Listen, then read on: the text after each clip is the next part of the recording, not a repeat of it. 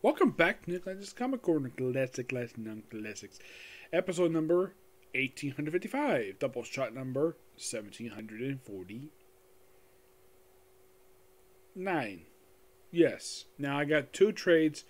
Now this is stuff that came out fairly recently. The first one is an Avengers trade. Now, here's the very interesting thing that comes to this. Now, only Marvel Masterworks ever hit this high. Which, by the way, this is volume 9.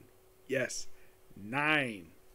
And you're probably thinking, okay, what was the last Avengers trade, aside from Marvel Masterworks, to hit volume 9, or even the Epic Collection? Do you want to know the answer to that question? You're probably thinking, okay, was it New Avengers? Did that one ever hit 9 volumes? Like, let's say, the first book, per se. Yes, that did. That was technically the last one that ever did that, because if you think about it, no other Avengers book has ever hit the volume 9. That one went to 13 books, that one did. And the way this book is going, yeah, it'll probably hit that high. And if you think about it, it's the only book that is published right now that has not had to hit the restart button recently in the last few years. Well, Amazing Spider-Man was on the list too, but he actually hit the restart button just this year. This book, the volume numbering is still going. Maybe because basically that Jason Aaron has no plans leaving. Yeah, this 9th volume is called World War She-Hulk. Yep. This book contains issues from volume 8 for Avengers, issues 46 to 50. Which apparently 50 issues is counted to be the 750th issue of the series. And you're probably thinking to yourself, okay, how the heck could they figure that high? Well, Marvel decided to include the No Surrender miniseries. The one was 10 issues, by the way. They counted that as part of numbering.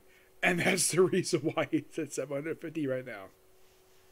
Even though the book is not written by Jason Aaron, it's written by Mark Waid, I believe it's Mark Waid, Jim Zebb, and David Walker.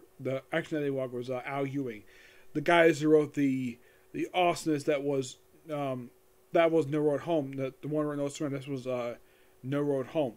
Excellent limited series. Very much expands upon the Avengers lore really well. This book starts quite interestingly. Now, this is, of course, the very first story to come out right after Heroes Reborn. Despite the fact something in the book really doesn't make much sense, but just near mind you. Though it's also the first story arc in the book to come after the Into Phoenix story arc, which had Maya Lopez become the host of Colonel's Phoenix Force. Starts out basically where you have the Avengers Mountain apparently suffering through a hangover, this is according to Tony Stark, and he's requesting help from the Chief of Security for Avengers Mountain, the Gorilla Man from the Age of Atlas. Apparently he ignores him, and then he goes to the teleportation room. Yes, the Avengers have this now. Now you're probably thinking, did the Avengers have this prior to this teleportation technology? The answer is no, they never had this before. This is completely new. This is something Avengers Jason Aaron came up with. Now, my guess is Jason Aaron must have stole this idea from the Justice League. Because Justice League have done this for decades, having a teleporter. Yes, the Justice League have had a teleporter to their base operations on a normal basis since the 1970s. And mostly up until very recently they did. But most of that was to either the Justice League satellite, or it was either that, the Watchtower, or even the Justice League embassies. Currently, as far as I can tell, they're not really using it for some reason. And my guess, Jason was like, hey, can we use that for Marvel? We never used Justice League. We never used Avengers before. Have no teleporter. Okay. Now you're probably thinking, do they steal this from alien species? Well, from what I can tell, this is probably something that Celestial's probably getting when they gave him this body of this dead Celestial. Yes. So, Gorilla Man, who made a deal with the frickin' Russians. Yes, he made a deal with the Russians to have the Winter Guard who are acting completely irrational because let somebody call a red mysterious woman known as the Red Widow, where they're here to do one thing: arrest She-Hulk on bogus charges. Yes, seriously, that is why they're here. And apparently Gorilla has made a deal with Dracula of all people. Yes. So they invited the Avengers, and the Starbrand child, who originally was a baby, now is a kid, and they're wondering, Brandy, where the heck are you going? And the reason why she's leaving the training mission, because she's Dark Force. Because Darkstar is there. Yes, she can detect that. So they end up fighting them. The Crimson Dynamo. Yes, the Crimson Dynamo ends up taking She-Hulk. Ursa Major, a long-time standing member of the Winter Guard, is, well, stabbed by the Red Widow. Yep, stabbed by the Red Widow. And he's left behind. Yeah, Ursa Major, the longtime bear, the one who basically is kind of the Russian version of Sasquatch. He's stabbed, left for dead, and he's basically taken the custody of the Avengers. Though he never does it by Winter Guard for some reason. So they bring She-Hulk to Russia based upon charge related to the Red Room. Yes, apparently Jason Aaron decided to bring back the Red Room for some reason, despite the fact that by all accounts, the Red Room is gone. There is nothing left of this group. But apparently, nope, I guess some brothers at Marvel forget the fact that the Red Room is gone. There is nothing left of it. And apparently, there's still some remains of the Red Room. And they try to put She-Hulk on trial. She also turns into a red She-Hulk. Yes, a red She-Hulk. And the Avengers have to break into frickin' rush to get it back because they believe that this whole thing is utter nonsense. So then, thanks to having that ultra, like, she had a little more radiation than normal, they got removed from her body. She turned to normal She-Hulk. And basically legally pointed out, though, to the Russian judge that this whole entire thing, were her being forced to come to Russia to face these charges, which are not exactly bogus charges, are completely bogus, and request for immediate dismissal, and it was granted. So, She-Hulk got her life back, so she's taking leave absent Avengers. The only reason why Jason Aaron allowed this to happen was because she got her own book again. Yep, she's got her own solo book again. For the first time, as of recently, I believe this was the first time in 5 years she's had a solo book. She did have one prior to this. Prior to the join this from Avengers, she did have one where it was basically called simply She-Hulk. Now, this I thought was quite weird, because in that book, it kind of looked like though she was Grace She-Hulk that entire run, and then because she had a lot of generation body, that it would cause a lot of pain. And then you had toward the end of the run, she was back being green, and you thought she was back normal, and it gets Avengers book, she's still basically kind of like the way she was prior to that. It's kind of like they just ignored that ending for some reason, but kept her green, and then all of a sudden, for some reason, the Jason Aaron put her in a relationship with Thor, which, in my opinion, and it's been like 4 years since this happened. Yeah, 4 years, believe it or not, while I was working at McDonald's. I have still felt as though this was a mistake on the part of Jason Aaron. It's the only thing about this entire run I just didn't really care for, because it's a relationship that's completely unnecessary. And I tend to wonder, though, whatever happened to say related with Rosalind Solomon. Beautiful woman who clearly has feelings for Thor, and he has him date She-Hulk, who basically, oh yeah, time for a training session, aka those two having sex. Yep, apparently some at Marvel thought this was a good idea to have put She-Hulk with freaking Thor. Yes. Now, here's the thing. In the She-Hulk's own solo book, this relationship is never mentioned. Nope. Basically, what happened in the recent issues is that Jack of Hearts came back. First time since Squadron Supreme return. First time since Marvel Zombie Supreme. That was the last thing he was seen. Well, apparently he came back to life again, despite the fact he was already resurrected. It was kind of weird. And they also bring up the fact that Blade is sort of on hiatus from the Avengers due to whom he made the sheriff of the Vampire Nation. Robbie Reyes also takes lead episode from the team, mainly because to set up stuff. They also bring back a Deathlock in here. Now, Deathlock and Robbie Reyes go off to Earth 818 to pretty much basically lead into the Avengers Forever series, which I have talked about recently. In the case of Ka-Zar, who's in this book as agent of Wakanda, he is basically becoming a herald of Galactus for some reason. I don't know why. And if you're curious, though, does this lead into a mini-series, something for Ka-Zar?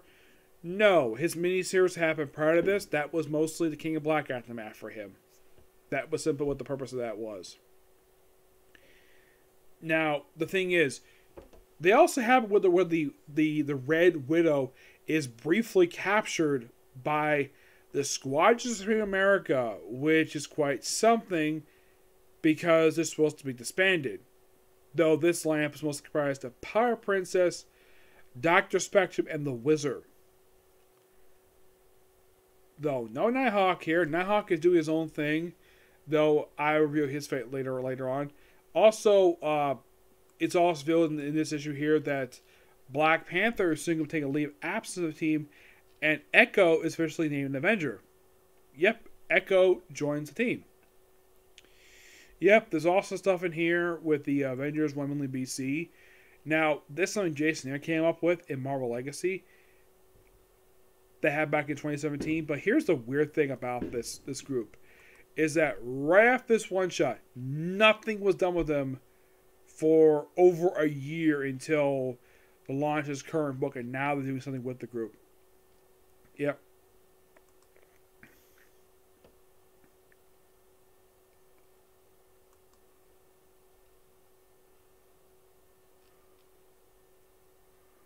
There's also more stuff in here with apparently the Phoenix being obsessed with Thor. Now, I like the fact that in this book that Robert Reyes brought up the Avengers 1 million BC, because apparently it seems like Jason Aaron is the only one who cares a damn about this.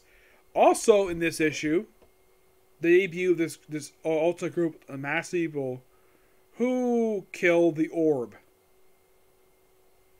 No, seriously, they kill off the Orb in this issue.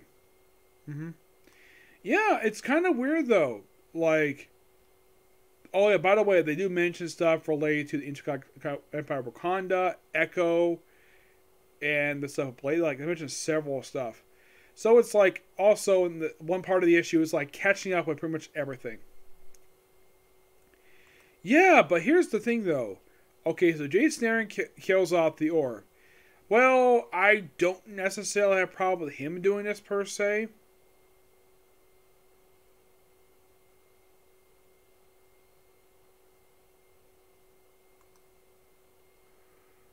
And you probably think, okay, why do I have a problem with Jason Aaron doing this with the Orb? Because he created the Orb. Yes. And I kind of feel as though I think killing him off, and this is my honest opinion, I think because he probably didn't know what to do with the character. I mean, he did just easily appear in the Instant Phoenix story arc. He didn't do very much. Because it seems as though since Original Sin wrapped up, they pretty much basically didn't do much with him at all. Like, this is all he did as Original Sin wrapped up. He popped up for a single issue of Deadpool Mercs Money, 3 issues of Doctor Strange, which even I thought that was quite strange. He appeared for 2 issues of Ghost Rider, an issue of Doctor Doom, and he returned for like 3 issue Avengers and 1 issue of Avengers, and that's it. That's literally all I did with the Orb. Oh yeah, and also the eye he been carrying around for the past, oh my gosh, for like about 6 years now. I think this came out just recently, right? No, it was last year. So for about 7 years, he'd been carrying around the Eye of the Watcher around him. And then when he's killed, the eye is destroyed. Yep. The Watcher's other eye, the thing he was holding on to for 7 years, is gone. Yeah. I'm not really sure why that they brought back the character. Like, here's something I don't understand.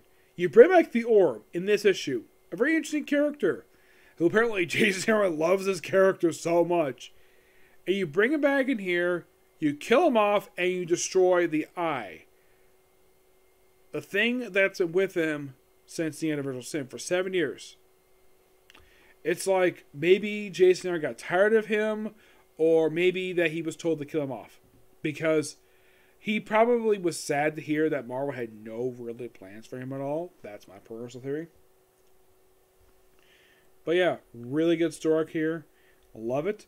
I give this book a 9.5. Actually, no, I'm going to give it a 10 out. I think this is really good here. There is a volume 10, but it's not available in this app yet. Nope. I don't think it's even released yet, per se. No, not necessarily I can think of, no. Alright, moving on to a character who has been Avenger. We have Miles Morales Spider-Man volume, I believe this is volume number 5. Yes. Volume 5, The Clone Saga. Still written by Saad Ahmed. I believe this is the only book he's currently writing now. I think so, yes.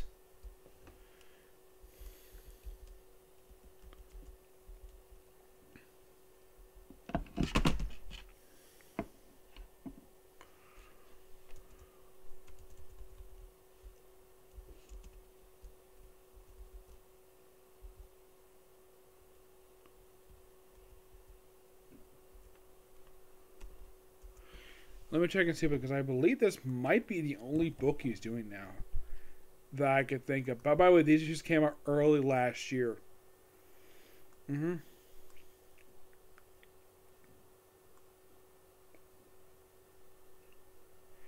Let's see. Yeah, this is the only book he's currently doing now. Yes. Because at the time these issues in this trade came out, I think he was just wrapping up his work for Magnificent Miss Marvel. Yeah, he had just wrapped up that book, so this was practically the only book he was working on. And I think still right now. He also worked on Spine-Tingling Spider-Man the Infinity comic. Yeah, he worked on this one too. But publication-wise, just this book. He did also work on a couple issues of Missing Spider-Man, but that's it. By the way, the most issues to come off this book is issue 40, not 42. Let's see, it is, I think it was 40. No, it was 39. Yeah, 39. A book that came out just a couple weeks ago.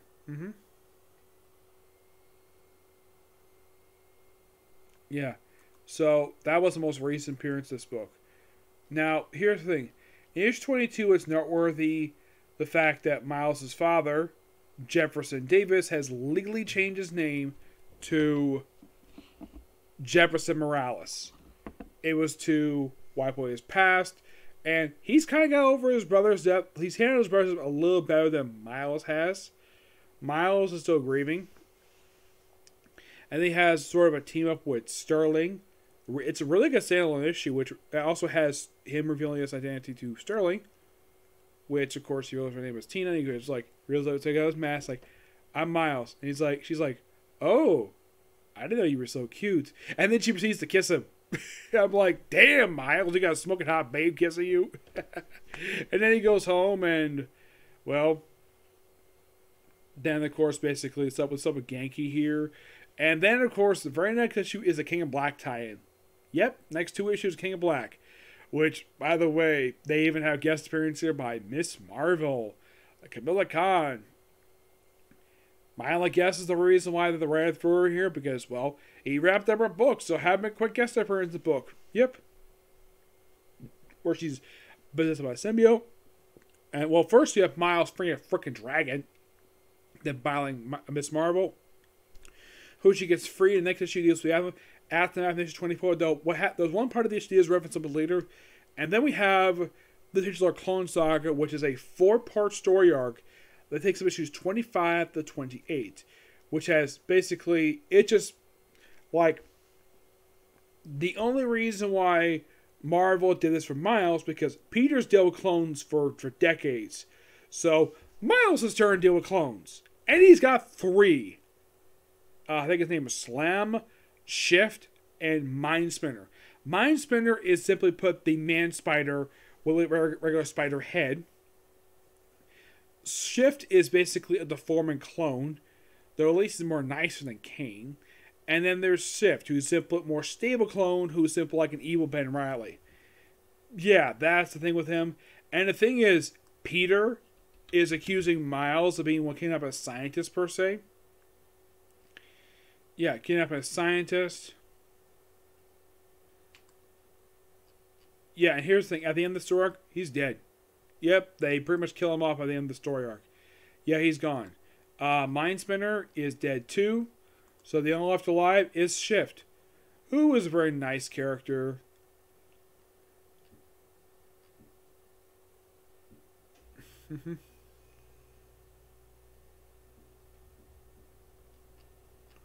Yeah, and here's the thing about this character, who, by the way, is still a recurring character. He's basically a regular supporting character in the book, though he did skip a few issues.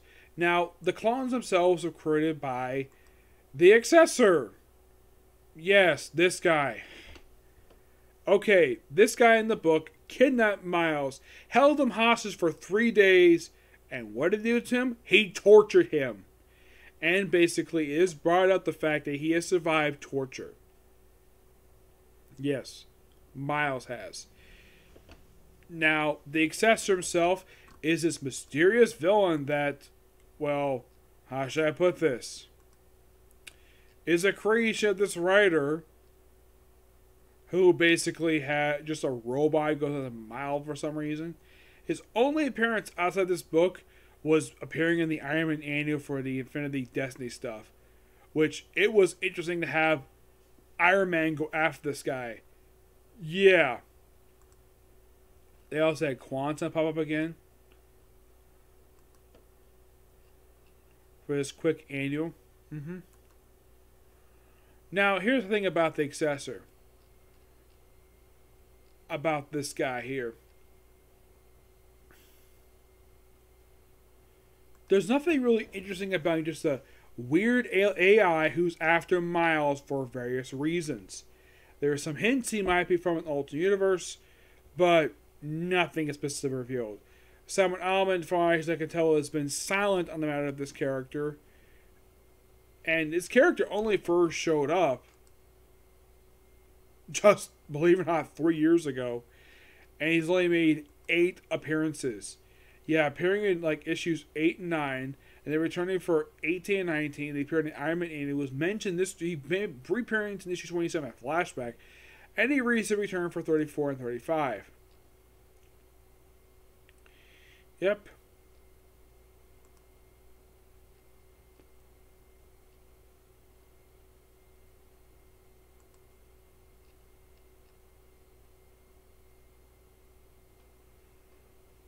Yeah, and that's pretty much it.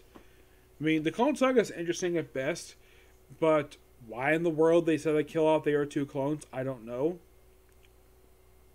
It's almost like Sal Allen probably was asked to do this story arc, and though he did make it interesting and have it where you have one of the guys be pure evil and they have Shift be a pretty interesting guy that's why we get to form a clone. Now, you could have, now you probably think, okay, how did the Accessor get its hands on the stuff to create the clones of Miles? DNA probably through all the torture he put him through, but how he created the clones, I do have a theory on the matter, and it's really kind of a obvious theory. He probably got advice from Miles Warren. Yep, that's probably what the Accessor did. He probably found someone to contact Miles Warren, the Jackal, and asked for his advice to create clones. Either him or the High Evolutionary. Or there's a third option. The only other guy could have basically got contact with to create clones, aside from Miles Warren and the High Evolutionary. There is one person who's very good at making clones, and that is Mr. Sinister. He couldn't contact any of these 3 people. Who? Don't know. Because the sex may be artificial intelligence, but I highly doubt this guy even knows how to make freaking clones. So, he must have contacted one of these 3 guys. That is my personal theory. Unless someone else can think of someone else in the comic books who actually create clones. But these 3 are the only ones I can think of who actually are notorious making clones. Yep. But not much else to say about this book. I'll give this book roughly a 9.5 out of 10. The King of Black stuff, awesome. I like all the stuff in here is really good. Now, there's also a minor subplot in here with Genki, where basically Miles finds out the fact that Genki's dating Barbara. Okay, if basically now here's the thing. Now this is one of the few problems I've had with this run. Genki, Miles' best friend, who's basically been there since the start of Miles Morales when he was in the universe, came over, basically appeared in pretty much all the issues of the Bendis run where Miles in the regular universe. Get this series, barely there. No, seriously, barely there. Also, apparently, this writer ignored his relationship with Bombshell. That was clearly set up at the end of the Bendis era. That he would start dating her. Then he get this run, like, nothing. It's like, oh, he's back with the woman Barbara. I think he dated her once before, but I think he broke up with her. And then she started dating Genki, which, here's the thing. Miles had no necessarily problem with him doing that, and in this book apparently he does have a problem.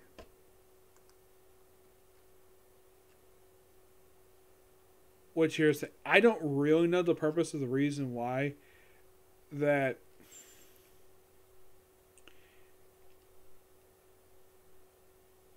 or it's like, okay, I thought they did it once before and then they broke up and then they're apparently back together.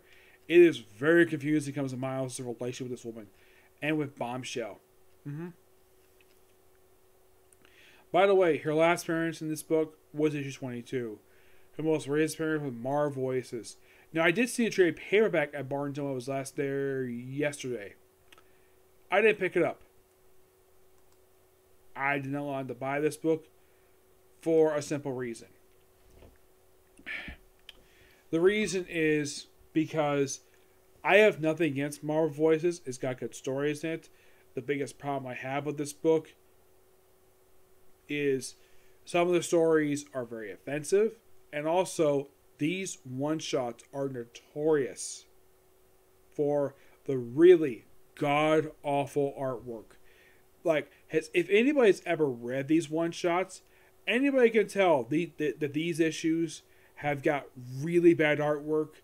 Now, I get the reason why Marvel wants to do this. Basically, the whole point of these one-shots is basically Marvel's version of New Talent Showcase. That's really the whole point of these one-shots. You got some interesting stories in them, yes, but come on. You pick artists for this book who clearly can't freaking draw. Like, there's a story which Captain Marvel shows up. This is, of course, the Carol Danvers version. And they draw a woman who's usually very beautiful. A woman who looks like presumably in her early to mid-30s. And for some reason, they drew her like an old lady. Yes. They drew Carol Danvers like she was 80 years old for no reason. They got the suit right. She's thin.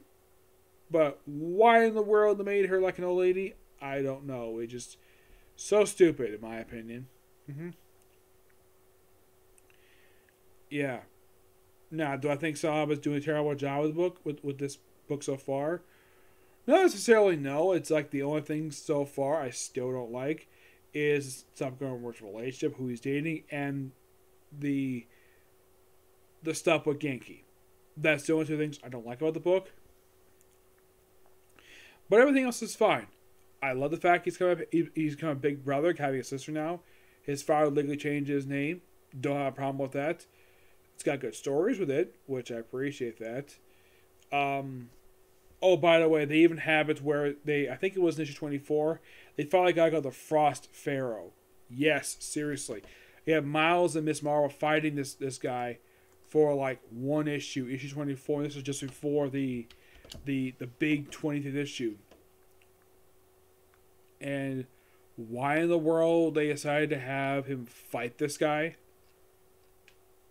No idea.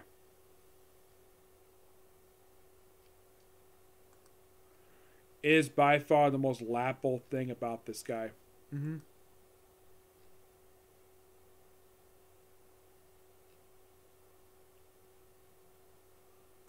Oh yeah, by the way, I also forgot to mention, briefly in this story arc, where there was basically Miles' sister got briefly kidnapped by her brother's clone. And by the way, she does not know that her brother's got clones. But she probably will find out eventually. Now, Miles, basically, the way he's written this book, and I do love this, is that he adores his little sister. He loves her so much. Yeah. But not much else to say about this book. So yeah, that's going to be pretty much it for Cyclic Review. Right now it's at 10 o'clock, so I don't think I'll be able to do Boruto tonight. No, not necessarily. Since I'm not doing a stream tomorrow night, I'm going to go ahead and do it tomorrow. And probably more Super Sentai, but I really want to get this done. Okay, next video. Bye.